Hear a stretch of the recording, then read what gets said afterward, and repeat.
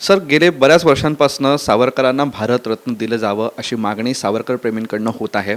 यावेळेला सरकारने सुद्धा त्याच्याबद्दल आता अनुकूल भूमिका घ्यायला सुरुवात केली आहे. तर आपली नेमकी भावना काय सावरकरांच्या भारतरत्न त्यांना पुरस्कार दिला जाण्याबद्दलची? हे बघा, सावरकर कुटुंब म्हणून आम्ही कधी काहीच मागणी केली नव्हती, करणारही नाही.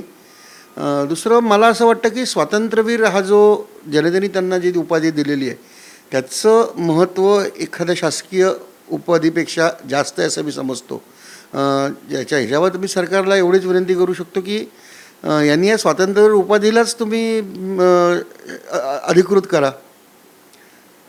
त्याच्यामुळे स्वातंत्र्यवीर हा त्यांचा जो मान आहे तो अधिक म्हणजे त्यात सरकारचंही त्याच्यामध्ये गौरव या करण्यामध्ये. दुसरी मला असं म्हणायचं आहे की सावरकरांनी जे काय केलं ते देशाकरता केलं.